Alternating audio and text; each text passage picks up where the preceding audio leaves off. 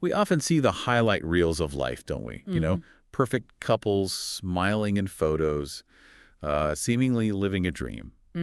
Absolutely. Today, we're diving into a story that, well, it really reminds us how deceptive those surfaces can be. Yeah. Picture this. A couple, they're deeply embedded in their local Baptist church. You have Lauren, a Sunday school teacher, and Matthew, who's training to become a minister. Right. Pillars of the community, seemingly. Exactly. By all appearances, their life together was the picture of, marital bliss. But that life took a really dark and unexpected turn in the fall of 2017. It really did. So this deep dive, we're going to try and piece together the fragments of their story. A lot of it is based on, well, what's available, primarily through social media. It offers a chilling glimpse behind that facade. And it's a stark illustration, isn't it? How the narratives we build, especially online, can be so dramatically different from the underlying reality. Yeah. And the limited firsthand accounts in this case, it just highlights how much can stay hidden, even when lives seem quite open. Lauren's online world, for instance, it portrayed this thriving professional life. She was involved with Scentsy, the company that sells home fragrances. Oh, right. Yeah, I know them. And by all accounts, she was doing really well, got awards, recognition, that kind of thing. Okay. And this success, it apparently allowed her to be a stay-at-home partner, while Matthew focused on his training to become a pastor. Right, within their Baptist church. Yeah. And just for context, a pastor in the Baptist tradition, they typically lead worship, give sermons, provide spiritual guidance to the congregation, that sort of role. So Lauren's financial input through Scentsy while he was training, that kind of set up a particular dynamic, didn't it? Seems like it. It suggests maybe a certain power balance, or at least, a set of expectations that might have played into their relationship later. Good point. And their whole journey from meeting to marriage, it was fast, really fast. How fast are we talking? They met mid-2014, were officially a couple by November 14, engaged Valentine's Day 2016, and then married later that same year. Wow, okay. That is quick. Yeah. And social media, plus what Lauren's family said early on, it just painted this picture of pure happiness. Like they seemed perfectly matched. Yeah. Matthew was even described in glowing terms initially. That kind of rapid acceleration in a relationship, sometimes it feels like fate, right? Totally. But maybe it doesn't always leave room for that deeper dive into, individual needs, long-term compatibility, how you handle conflict, things like that. That's a really good point. And that initial idealization of Matthew, it just makes what happened next even more unsettling. Because, as we often find, right, the reality behind those curated images, it can be way different. According to Lauren's family, that seemingly solid foundation of their marriage, it started showing cracks almost right away. So soon after the wedding. Almost immediately, they said. And it was primarily down to Matthew's behavior. Okay. And here's where a really key point of tension pops up. Yeah. Their finances. Money. Yeah, that quick shift from outward joy to internal problems so soon after getting married, it really does highlight that potential disconnect, doesn't it? It really does. And financial difficulties, that's such a common stressor in marriages. It often throws underlying differences into really sharp focus. Exactly. So once they combined their finances after the wedding, Lauren reportedly discovered Matthew had these patterns of, excessive spending. Uh-oh. He was allegedly living way beyond their means, and naturally this led to frequent arguments. Right. Lauren, who seemed to be the more, financially careful one, she even started trying to restrict his access to their bank accounts. Did that work? Apparently, he found ways around it. So that shift from separate money to a shared account, it really seems like it was a critical turning point. It just exposed this fundamental difference in how they viewed money. Indeed. And that's, like you said, a super common conflict zone. Differences in spending habits, they can often be a symptom of deeper stuff, right? Issues around control, maybe impulsivity, or just different priorities altogether. Yeah. And Matthew, reportedly trying to get around her controls, that suggests maybe a disregard for their shared resources and her efforts to keep things stable. And the problems in their marriage, they didn't stop at money. By mid-2017, Lauren was apparently sharing anxieties with her friends. Like what? Expressing doubts about whether the relationship would last long term. A big concern was Matthew's seeming unwillingness to change his spending. Back to the money. Yeah, especially thinking about the future, like maybe starting a family. That was a huge worry for her. Makes sense. Plus, Lauren had started to suspect he might be cheating. Oh, wow. Okay. At the time, it was mostly just suspicion. She didn't have solid proof, apparently. But still, Beyond the money stress, other cracks were definitely appearing. So you've got these intertwined issues: financial irresponsibility, suspicion of infidelity. It paints a picture of a relationship under, well, considerable stress. For sure. Lauren seems like she was grappling with some really significant worries about their future together. And her intuition about the cheating, even without proof, that's a detail worth noting, too. Yeah. And then there's the contrast in their interests. It might offer a glimpse into, I don't know, their different personalities, maybe even values. How so? Well, Lauren's interests were things like, fashion, Star Wars. She loved dogs. She was interested in having kids. Okay, pretty relatable stuff. Matthew, though, he was drawn to darker themes. He had a significant interest in horror films, the macabre, Okay. and apparently a particular fascination with the movie American Psycho. Oh, right. The Christian Bale movie about the investment banker who's secretly a serial killer? That's the one. Okay, well, different interests aren't always a problem in a relationship, obviously. But yeah, in hindsight, that stark contrast feels a bit ominous, doesn't it? It does. Matthew's intense focus on a film about extreme violence and, like, a hidden, sinister life. It definitely raises questions about his own internal world, what he might have identified with. And it gets even more unsettling than just liking the movie. How? A friend of Matthew's later talked about a conversation they had. Matthew, seemingly out of nowhere, brought up serial killers. Okay. And he reportedly confessed that he often wondered what it would be like to actually take someone's life. Whoa, he said that out loud. Yeah. And the friend's impression wasn't that it was just a passing thought. There was this, disturbing intensity about Matthew when he was talking about it. That friend's account is, wow. That's deeply concerning. I mean, liking horror movies is one thing, but expressing curiosity about the act of killing and the way his friend described it, that suggests something much more troubling was going on inside. Right. It moves way beyond just watching fiction. It hints at maybe a fascination with the act itself. And the fact he actually said it to someone else, that's really significant. Investigators would have definitely focused on that. Definitely. So fast forward to September 1st, 2017. Outwardly, it seemed like a normal night. The couple went to bed. Okay. Matthew later claimed he had these really disturbing dreams. He blamed it on taking a high dose of cough medicine to help him sleep. Cough medicine, okay. He said he woke up, found Lauren on the floor, covered in blood, knife nearby. Oh my God. His 911 call was chilling. He initially told the dispatcher, "I think I killed Mike." Mike, not Lauren. Yeah, Mike, before correcting himself to say Lauren. Wow. Okay, the cough medicine and bad dreams, that's his initial story.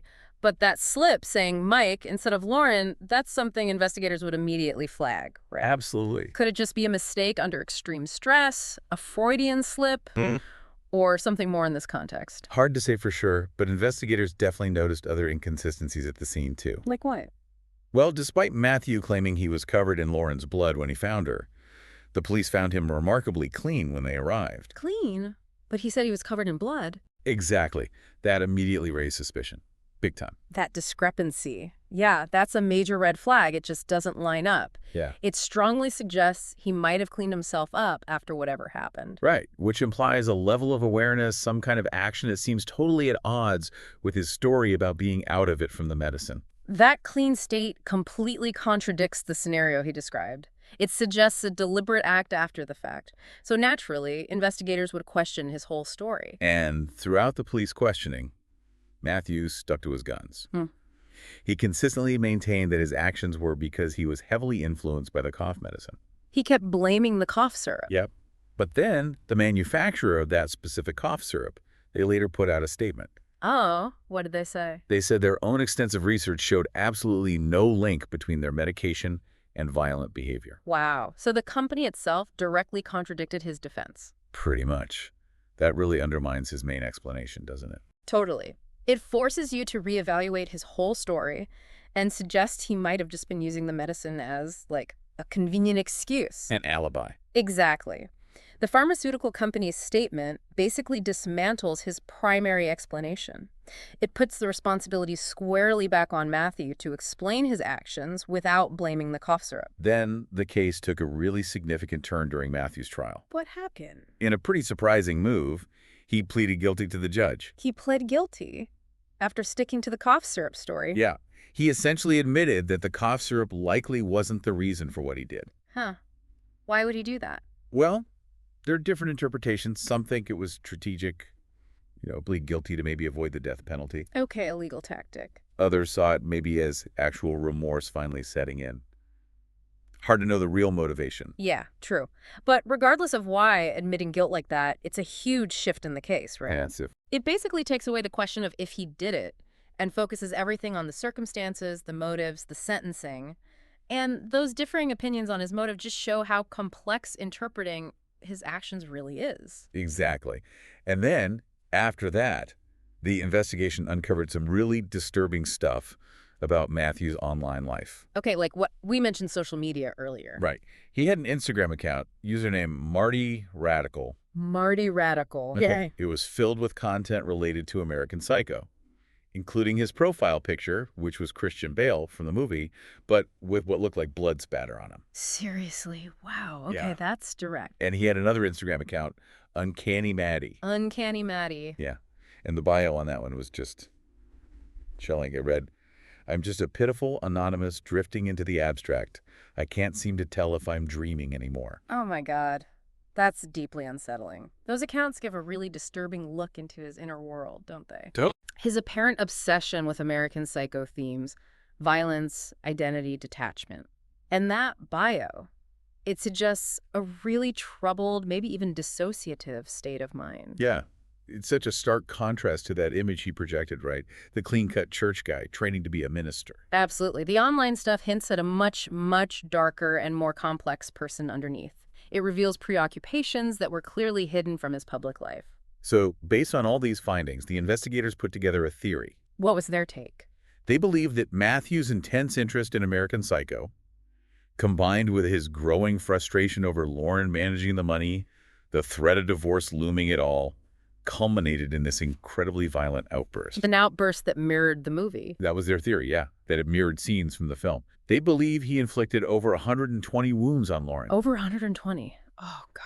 And then, crucially, took the time to clean himself up before calling 911. So the theory connects his interests, the stress in his life, and the sheer brutality of the crime. That number of wounds, it suggests such a frenzy, right? An uncontrolled attack, which could fit with a total loss of control fueled by anger, and maybe that fascination with extreme violence he seemed to have. Yeah, it's a potential explanation, connecting his media fixation, the real-life pressures, and the horrific violence, though obviously still disturbing to contemplate. Absolutely. The level of violence is just staggering. It points to this massive escalation of anger, maybe acting out some kind of internal fantasy or obsession he had. And in the aftermath, Lauren's family, understandably, shared their grief and their views on what happened. Yeah, I don't even imagine. Her father expressed just deep, deep sorrow, regret even, for not recognizing signs in the weeks before her death. What kind of signs? He remembered Lauren seeming increasingly paranoid, fearful, worried. Looking back, it made him suspect maybe it was premeditated. Oh, that's heartbreaking. His regret and his memory of her being scared, it just adds another layer of tragedy. It suggests maybe Lauren herself sensed the danger. His feeling of missed chances must be awful. Yeah, hindsight often brings that kind of painful clarity, doesn't it? The family noticing her change in behavior, in retrospect, it suggests there might have been visible signs of her distress, her fear. And adding another layer, Lauren's sister revealed something else. What was that? She said Lauren had actually found out about Matthew's alleged affair just hours before she died. Hours before. Wow. Yeah. And the sister believes that an argument about that discovery might have been the immediate trigger for the attack. Okay, finding out about an affair, that provides a much more immediate potential catalyst, doesn't it? Right. An argument fueled by betrayal, the relationship clearly breaking down. Yeah. Maybe that pushed Matthew over the edge, especially with his other issues bubbling under the surface. If that's accurate, it adds a significant element of immediate conflict, a flashpoint that could have just exploded the existing tensions. Lauren's mother, she described Matthew as a master manipulator. She also believes it was premeditated. The whole family seems convinced it wasn't impulsive. Yeah. And the mother also stated that the police apparently told her most of Lauren's injuries were inflicted from behind, while she was defenseless. Oh, God. That's horrific. And Lauren's father, echoing that pain and regret, he said he thinks about what he might have missed every single day. And he stated, just unequivocally, that he would never, ever find it in himself to forgive Matthew. You can understand that. The family's view, colored by their grief and love for Lauren, it points straight towards believing his actions were calculated, deliberate, cruel, not just a moment of madness. Yeah. And those alleged details about the wounds, it just emphasizes how vulnerable she must have been. So ultimately, Matthew Phelps was sentenced. He got life in prison without the possibility of parole. Life without parole. Now, it's important we touch on something that might be on some listeners' minds. Matthew's church background. Right, the minister in training aspect. Yeah. People close to the case really emphasize that his actions were the complete opposite of Christian principles, that he wasn't representative of genuine Christian faith at all. A crucial distinction to make. Absolutely. While, the idea of redemption exists within Christianity, that doesn't take away from the profound pain and suffering he caused. Of course not. It's really vital to separate the horrific actions of one person from the beliefs of a whole faith group. His crimes shouldn't reflect on Christianity itself. Exactly. You can't generalize from one individual's terrible actions. His behavior is just so contrary to the core values of compassion, nonviolence found in Christianity and many faiths.